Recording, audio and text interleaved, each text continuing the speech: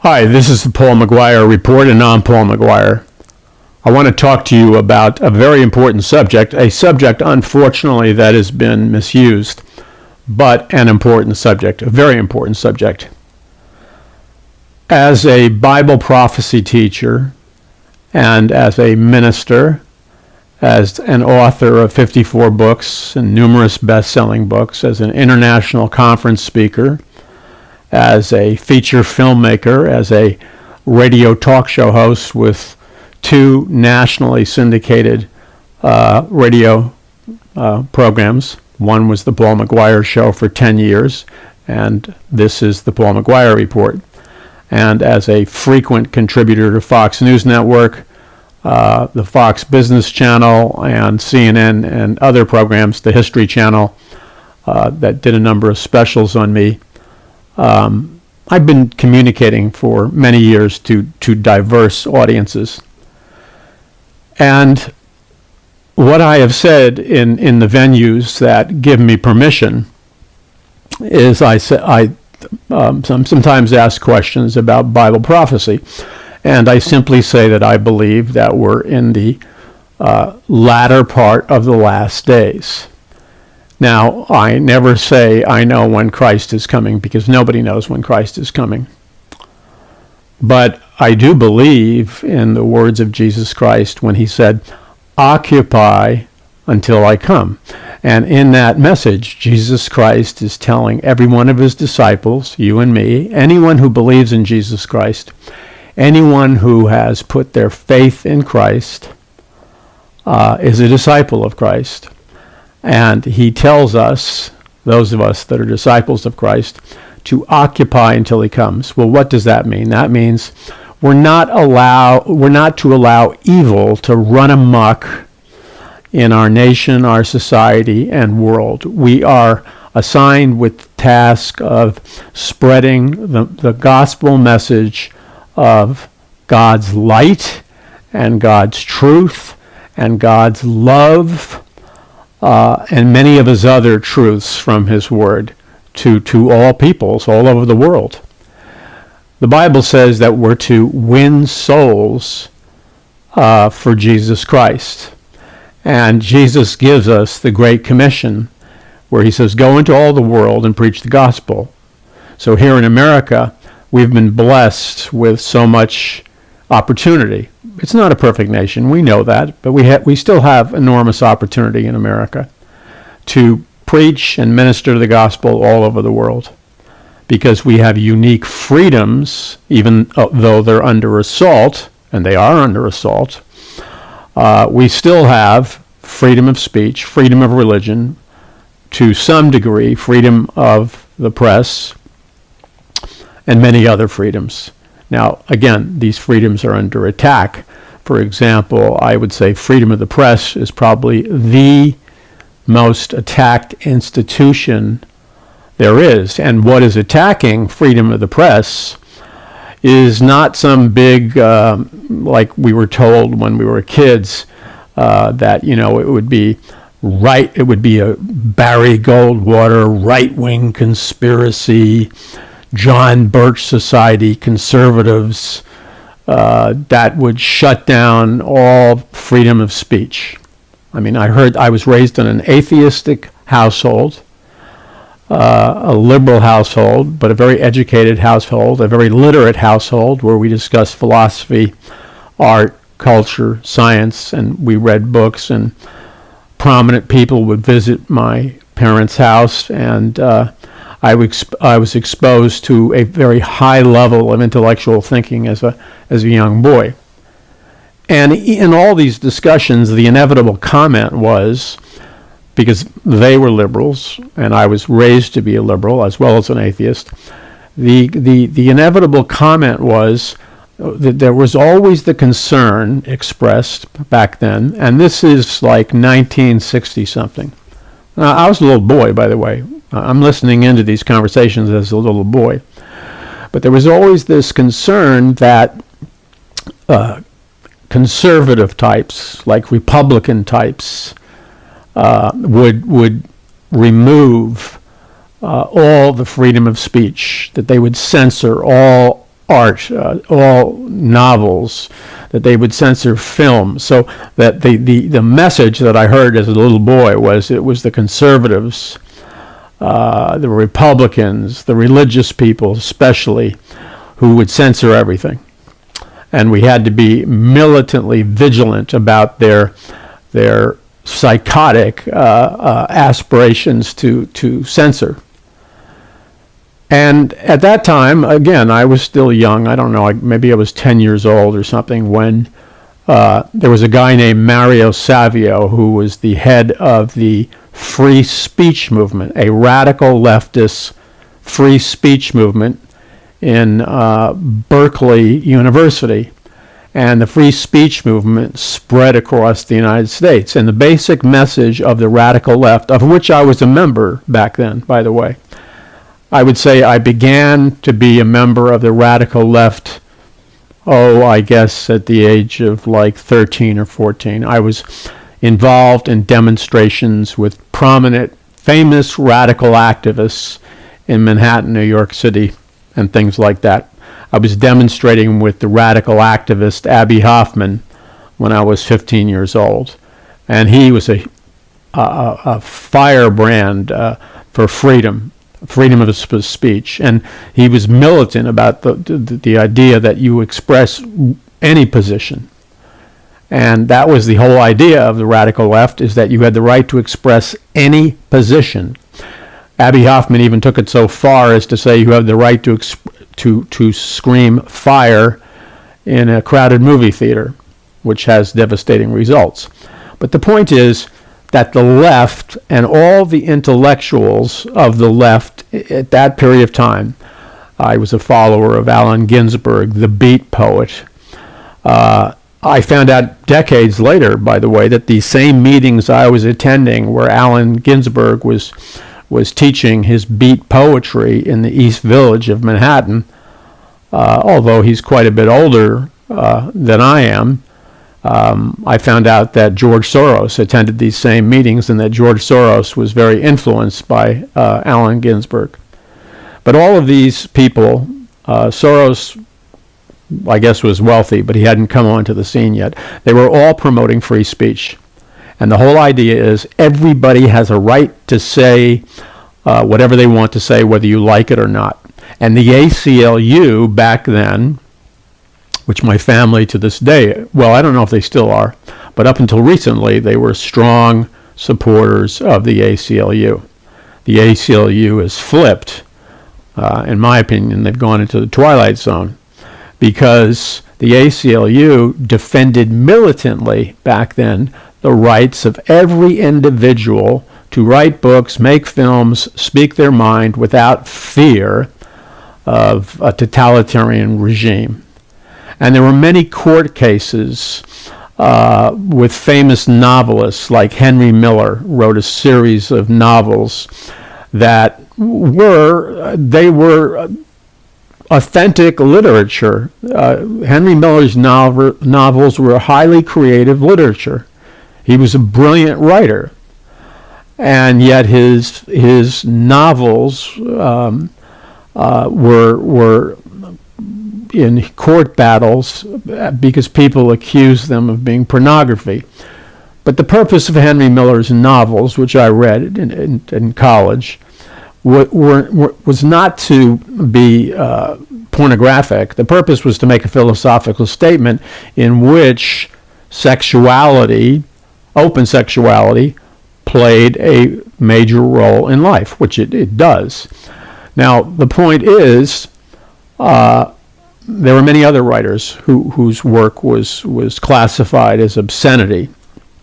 So they wanted to censor these great writers for being obscene, and there were numerous court cases. Well, liberals defended them. I, for many years, defend them. I would probably defend them today. If Henry Miller was alive today, I would defend him. Not that I'm a promoter of pornography. I'm certainly not. But the point is that if you have free speech and freedom of the press, it's a two-way street. You can't just have free speech for some. You have to have free speech for everyone, and that means even if you do not like what somebody's saying, what their philosophy, what their politics are, they have the right, as long as they're not advocating violence, they have the right to express themselves in terms of free speech and freedom of the press. Now, here we are today in modern America, and a very interesting thing has happened. The greatest enemies of free press, of freedom of the press and freedom of the speech are not the radical right wing. They're not the John Birch Society. They're not the Christian right. They're not Christians. They're not conservatives. They're not Republicans. The people who are all about the business of censorship and shutting down free speech, that we were warned would be the enemies of free speech and freedom of the press, in fact, are not. The irony is that the left has morphed and changed over the decades. The old left was intellectually honest and intellectually consistent. The new radical left, to be quite blunt, is fascistic in its approach. It's fascistic in its approach because it will not tolerate free speech. It will not tolerate freedom of the press. So we now have an unexpected dimension and assault on our rights and liberties as citizens in America. And that is that the persecution, the militant censorship, the Orwellian state, George Orwell, 1984, Big Brother, the thought police, groupthink, brainwashing slogans like freedom is slavery, and so on and so forth. All of the censorship, all of the attacks on freedom of speech, freedom of the press, is coming from the radical left. Now, what that means is the radical left has changed its DNA. It no longer is operating according to the same DNA it did decades ago. It has become a militant force in American society, which is all for censorship, and under the guise and under the disguise and under the Trojan horse of political correctness, the politically correct movement is nothing more than a neo-Marxist fascist movement, which is an interesting hybrid. In fact, I would call the hybridization and the mixing of the fascist DNA of hardcore Marxism and Hitler's National Socialism. I would call that the DNA of fascism and censorship and political correctness merging with the DNA of the old left, which believed in total freedom of speech. And they've now morphed and produced an entirely different leftist movement, one which is, by its very DNA structure, the double helix spiral, by its very DNA structure, it must continue on in an ever-escalating totalitarianism, censorship, fascism, brute force, police state, dictatorship. No, that's not an opinion of mine. That's not a speculation of mine. That is a rational, intellectual, honest appraisal of examining the roots of a movement, where this movement is going today, who are the leaders of the movement, what they're espousing, and who is fueling them, who is financing them.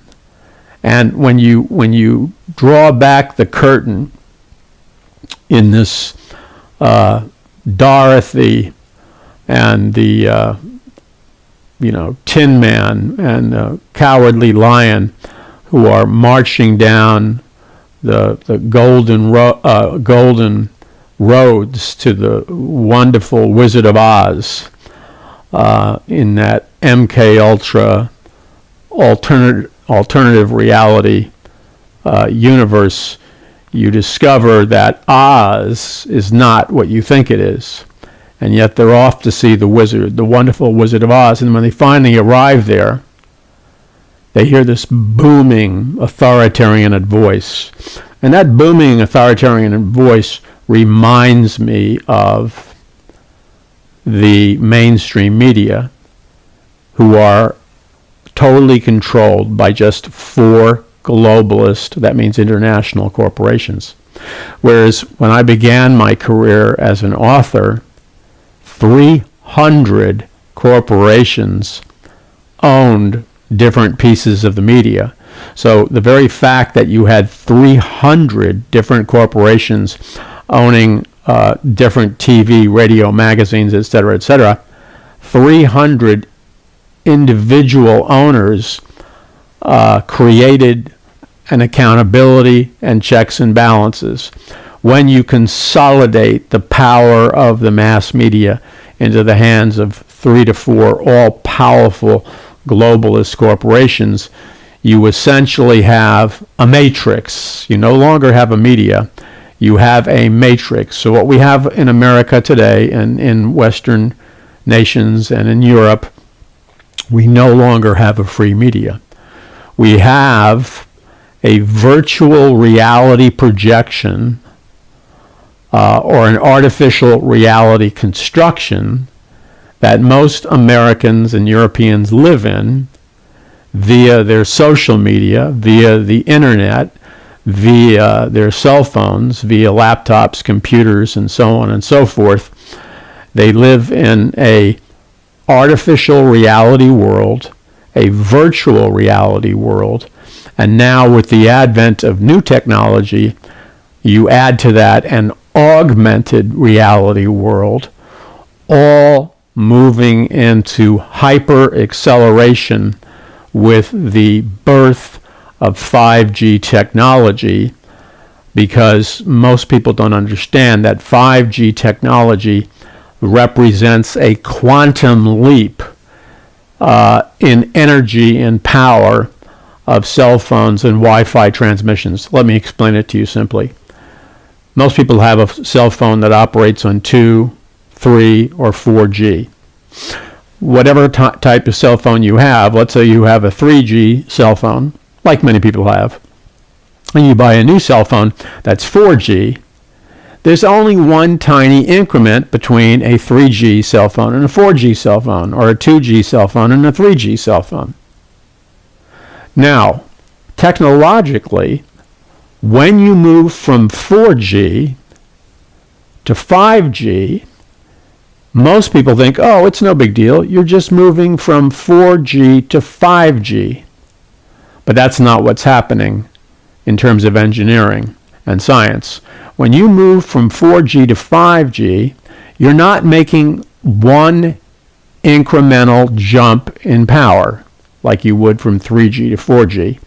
When you move from 4G to 5G, you are making a quantum jump that is not just one more powerful, it is now 100 times more powerful. So when you move from 4G to 5G or 3G to 5G, you are moving into a dimension of electromagnetic frequency power that is 100 times more powerful than your standard Wi-Fi reception.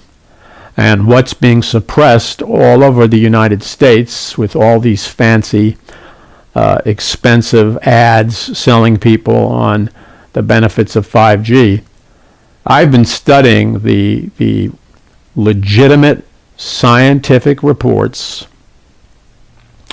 especially from a very high-powered team of Israeli scientists and other high-powered teams of scientists who are staunchly criticizing the advent of 5G technology because they are concerned about its detrimental impact on the neurological brain development of young babies and children, the exponential increase in ADHD, ADD, Asperger's, autism, neurological disorders, insomnia, skin diseases, lowered immune systems, and an entire death spiral which is generated by this scientific fact, which nobody talks about. The scientific fact is this. And by the way, if you don't believe me or doubt anything that I've been saying so far, in my brand new book, The Greatest Battle for the Hearts and Minds of Mankind in the History of the World, I document everything that I've said up until now, and I document what I will be saying in the remainder of the program. I've studied this for 40 years, and I have spent the last year basically being a hermit in a studio, researching hundreds of books on subjects as diverse as biotechnology, neuroscience, quantum mechanics, 5G, scalar technology, bioenergetic fields. And let me just say this to you. Let me simplify for you the dangers of 5G technology. We all want faster uploading and downloading speed. There's nobody who doesn't want that. I want it. Here's the price tag, and this is what they're not telling you. The frequency range that 5G technology operates in, it's a scientific fact, is the same exact frequency range that the U.S. military uses in what is called directed energy beam weapons. So you can see videos of U.S. military videos, and you'll see them in their militarized police vehicles, and there'll be a riot in an urban situation. Well, the military will aim, it looks like a flat 27-inch, flat screen 27-inch television type device, and it rotates. And when you aim that flat screen type device at an individual in a crowd or two individuals in the crowd, and you simply flip on the switch, you generate what's called a non-lethal directed energy beam, which operates at the same exact frequency as 5G cell phone technology. And what happens is these people feel like their bodies are burning up with intense flames, and they disperse their crowds, they disperse their riots, because the pain is so intense. The pain is the equivalent as if somebody doused them with gasoline and threw a match at them. The burning is so intense, the only way they can escape the burning is to run as fast as they can out of the direction. So it is a powerful but effective crowd dispersal device. Here's the problem. That's an awful, powerful, toxic beam you're aiming. Number two is, who's to say that somebody can't just turn up that dial just a hair? Just turn the dial up of the directed energy beam transmission up just a hair, and you can move it from a non-lethal directed energy beam to a lethal directed energy beam that can kill you. Now let's talk about bioenergetics briefly. When scientists around the world began to study directed energy beam technology, which, by the way, as I point out in my book, The Greatest Battle for the Hearts and Minds of Mankind in the History of the World, this all comes from the scientific discoveries of Nikola Tesla and his scalar technology, which was suppressed stolen. The copyrights were stolen. And let's just put it this way, he died before his time. But Tesla came up with this technology he called free electricity or free energy, because Tesla developed a technology that was completely different than every other electrical or oil, gas, or radiation type technology made to mankind. Tesla's technology literally reaches into another dimension and pulls out, very inexpensively, it pulls out unlimited free energy. So the fact of the matter is that planet Earth could be fully sustainable. We could run our cities, we could run computers, people could live in mansions, because energy, there's no finite run out period on energy. Energy is not running out. With scalar technology, you're tapping into limitless energy. So this entire energy crisis is a hoax. Just read the documents on scalar technology. Now, I'm not an engineer, I'm not a scientist, I'm a layperson, but I've read the scientific documents, and I've talked to engineers, and I've spent quite a few hours studying scalar technology documents, and that technology works. And it was the industrialists like Rockefeller and Carnegie and Ford and others, they conspired to steal and put away forever Nikola Tesla's technology. Because why? They want us to be, despite all the bravado and the double speak about wanting to be environmental, wanting to stop climate change, despite all the violin playing about these major energy corporations being for sustainable development and cooperating with the United Nations Agenda 2030, the fact of the matter is they're totally invested in oil, gasoline, fracking, so on and so forth. They don't want Tesla's energy. You see how you have been manipulated through a press, a mainstream media that has given you a virtual reality glimpse of your reality that is not true, that is an artificial reality, and it's composed, you're being bombarded with messages to give you a consciousness, to give you a mental perspective, to give you a download, if you wish, to brainwash you, if you want to be more primitive, to indoctrinate you, if you want to be even more primitive, to target you for mass mind control, if you want to just really take off the gloves, and to program you and to program your mind and your cognitive abilities and your consciousness into believing that our world is running out of resources. We're running out of water, we're overcrowded, we're running out of energy, we're polluting the earth, and they promote crisis after crisis after crisis, and because they're very wealthy, they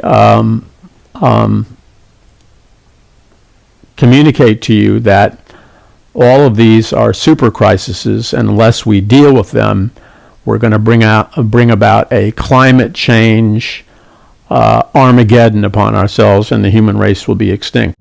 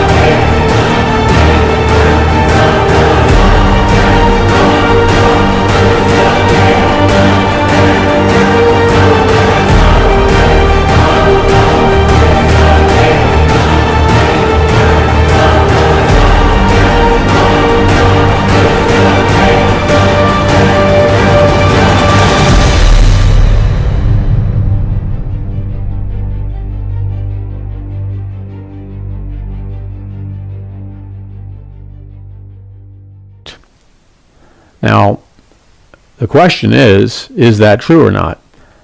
And the whole idea is that if that we were to curtail our consumption in Western societies, if we would ride bicycles, if we would live in tiny eco-friendly cities and eco-friendly 500 square foot apartments, if we would not eat meat, if we would lower our electricity consumption, if we did have cars, we would all drive cars the size of golf carts, but really they want us to ride bicycles. They want us no longer to live in the suburbs or rural places. They want us crammed into eco-friendly cities where they can monitor mass surveillance, and we use very little energy consumption.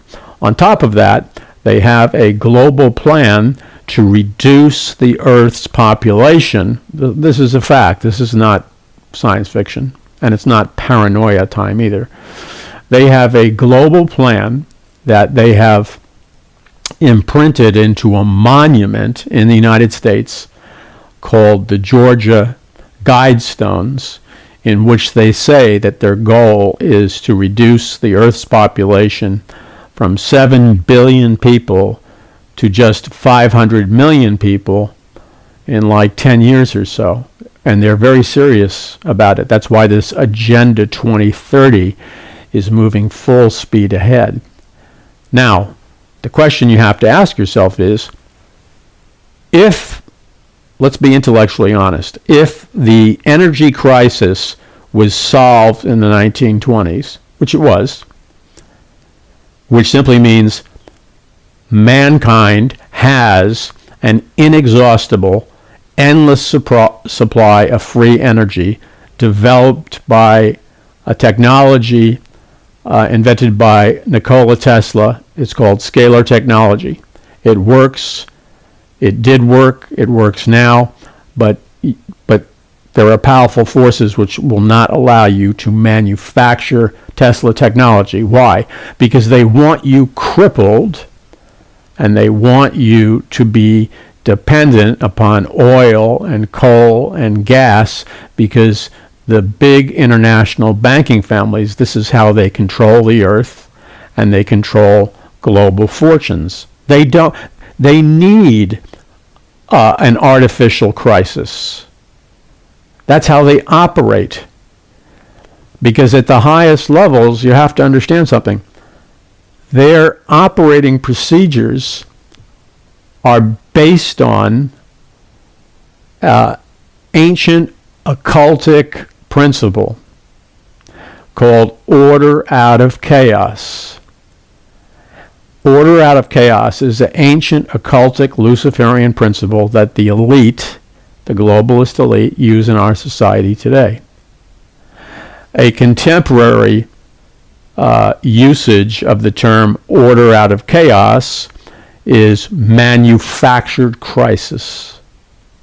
So you see, as you watch your television, as you talk to your neighbors, as your kids get indoctrinated in the school systems, notice how you are exposed and your children are exposed to almost a stroboscopic intensity of artificially engineered, manufactured crises for the purpose of destabilizing your consciousness, for the purpose of causing you neurologically and with your cognitive thinking ability, when your mind is bombarded. Have you ever been into like a dance hall?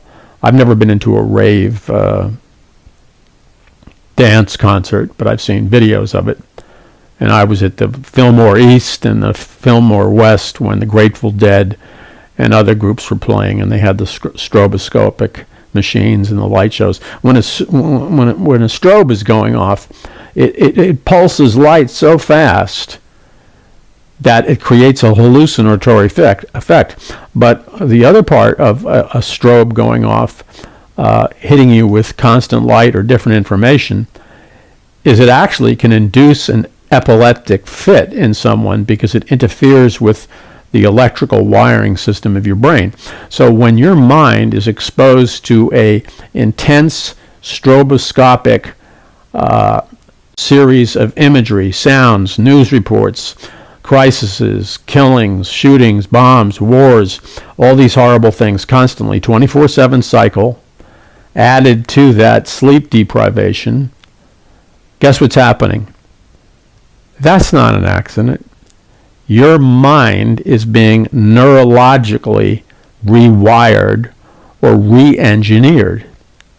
And what happens is your mind becomes, everybody's mind does, your mind becomes so overloaded with the intensity of the download of the information that your head spins and you begin to detach your consciousness to varying degrees. That process is called entering into cognitive dissonance. Cognitive dissonance is a trance state. It's a beginning stage hypnotic state. It's a trance state. So here's how it goes.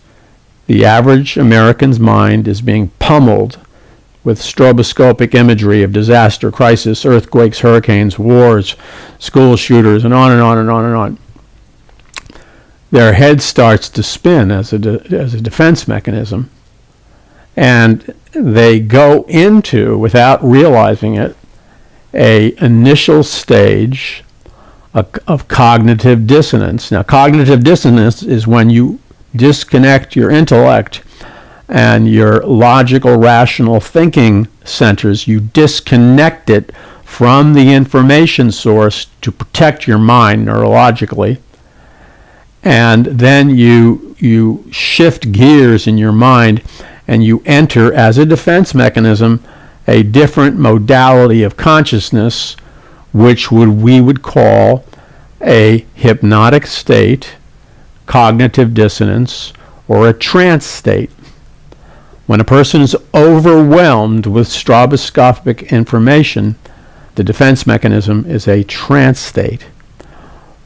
When it's late at night and you're watching television and you enter that trance state, and on top of the trance state, the television set is beaming to you pictures and images at an electromagnetic frequency. And all of our brain waves, our entire bodies, are all expressions of EMF, electromagnetic frequency. The 5G cell phone is EMF, electromagnetic frequency.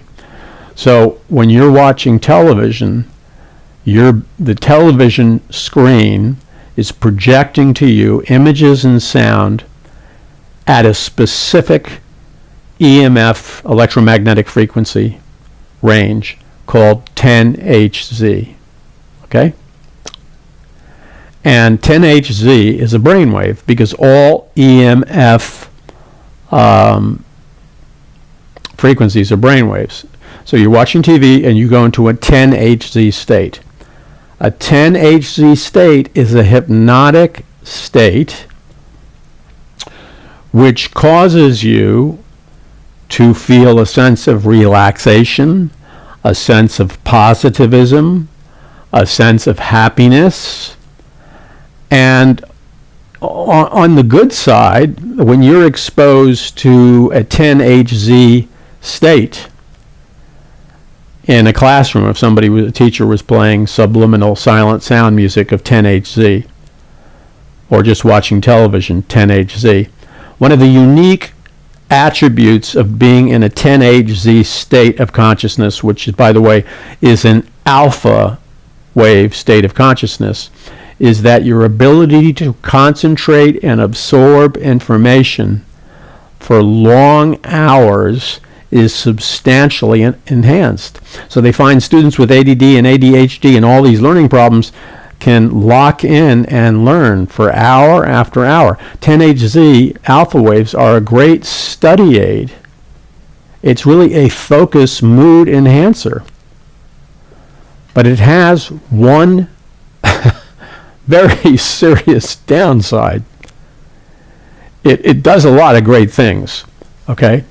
The problem is the negative attribute of a 10 Hz EMF wave or brain wave is that although your focus improves, and you can focus for a long period of time, and you have a sense of optimism and focus and happiness, all that's good. And your learning will accelerate. Your scores will go up. But the 10-HZ alpha wave state happens to turn off the switch of a very important brain modality. And that is, when you're in the 10-HZ alpha wave state, you lose the cognitive, intellectual ability to evaluate the information that you're receiving. You lose your ability to discern good from evil. You lose your ability to use your logical, perceptive mind at its full degree. So, for example, let's say you were attending a classroom where day after day, week after week, they were using a television to broadcast to you as a college student or a high school student a lecture on the benefits of socialism versus capitalism and the benefits of communism and Marxism versus capitalism. Okay?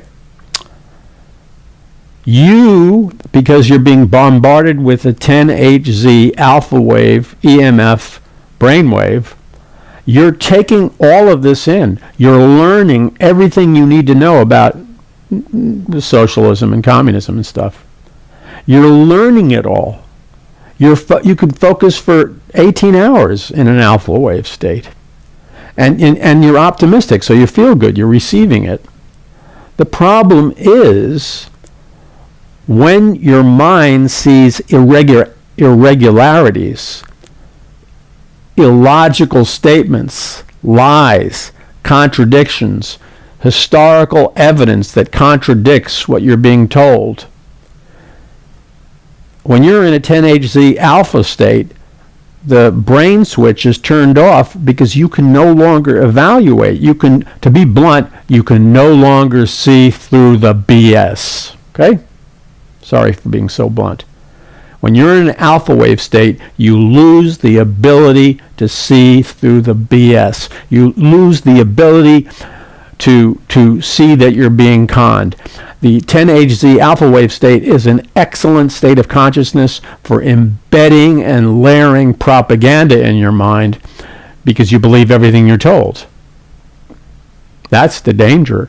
The 10-HZ state becomes the premier mind control programming state because your mind loses the ability to evaluate, tear apart, use critical thinking, use logical thinking, notice the inconsistencies of what you're being taught, notice the historical and economic inaccuracies of what you're being taught. So what does all this mean? What this means is that while many Christians, sadly to say, have been asleep for the last 50 to 70 to 80 years, because that's how long this train has been going down the track.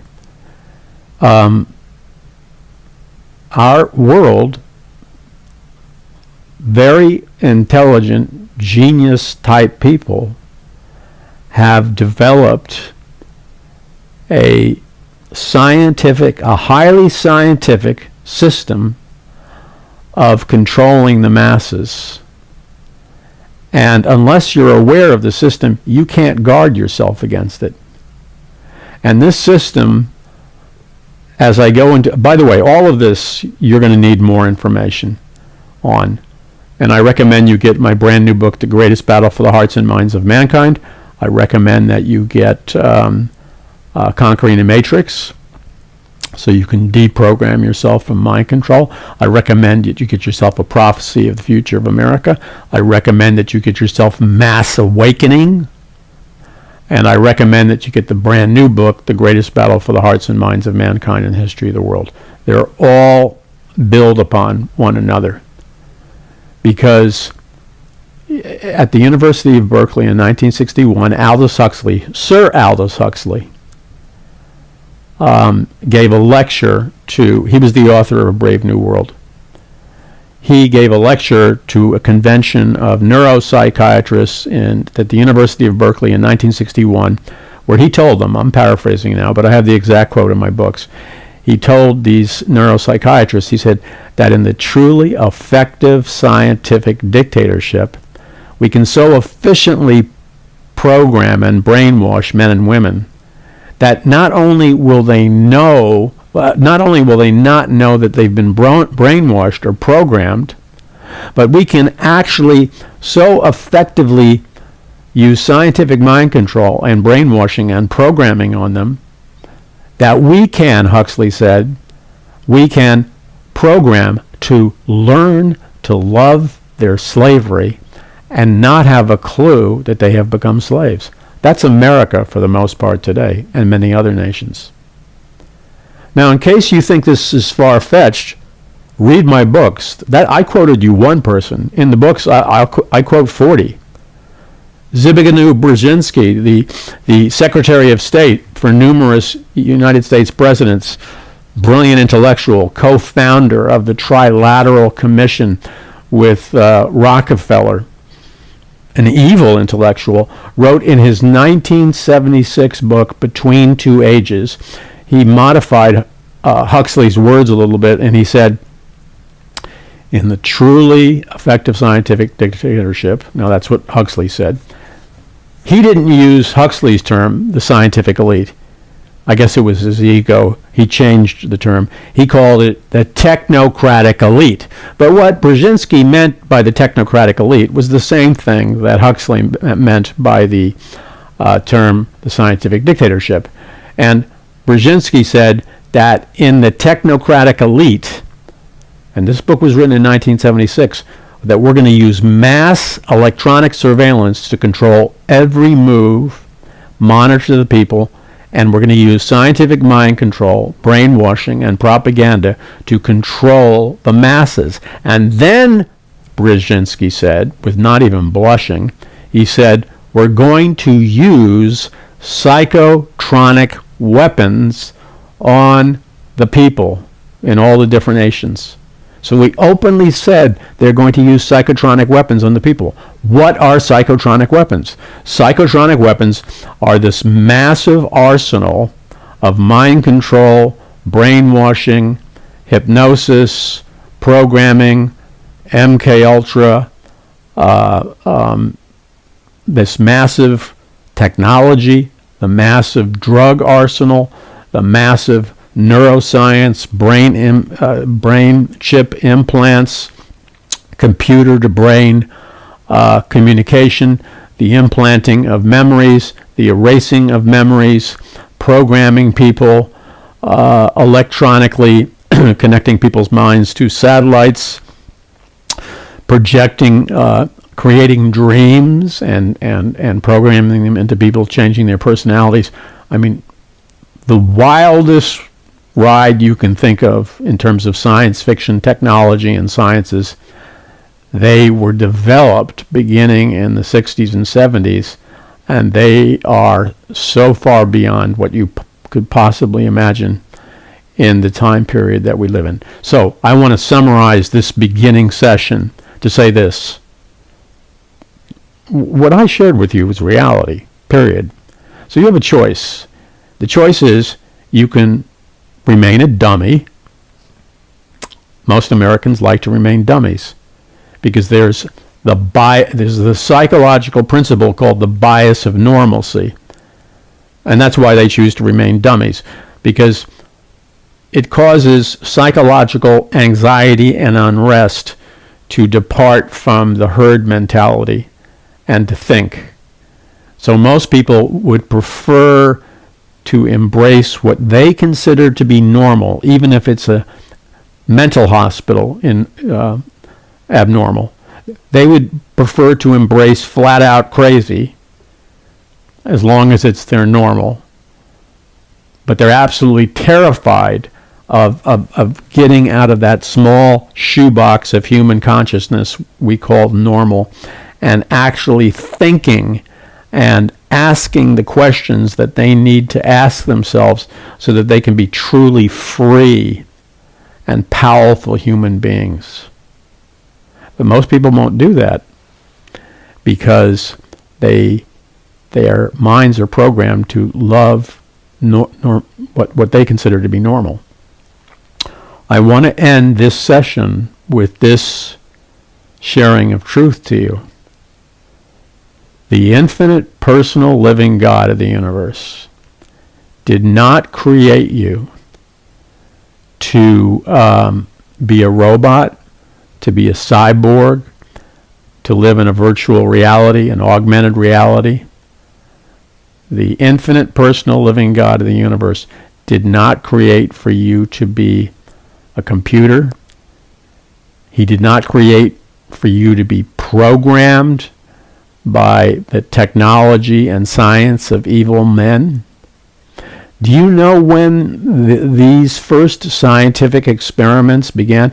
Well, a lot of them began in Auschwitz and the other Nazi concentration camps, because the first hardcore brainwashing technology was developed by the Nazi mind control scientists as men. The evil mind control scientist, Dr. Mengele, in the concentration camps, would experiment on the captive victims in the concentration camps, and he would program their minds.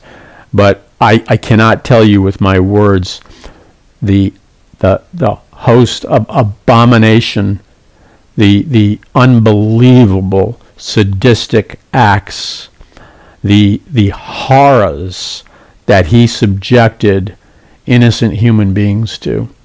If I was to read you a description of what was done to these concentration camp victims, and by the way, what was done to victims in the United States, because the United States brought 10,000 Nazi rocket scientists and mind control scientists secretly into the United States of America in 1947 under a secret operation called Operation Paperclip, where the Nazi mind control scientists, including Dr. Mengele, began to do these same horrific experiments here. If I was to read to you what they are doing, what they have done to people in the name of scientific experimentation, it is so sadistic, so cruel, so inhuman, that I think, like you, upon reading it, it would shake you to the very core of your being and probably cause you to break down weeping. That's how cruel it is. Because these people are creations of God. And so the point is this.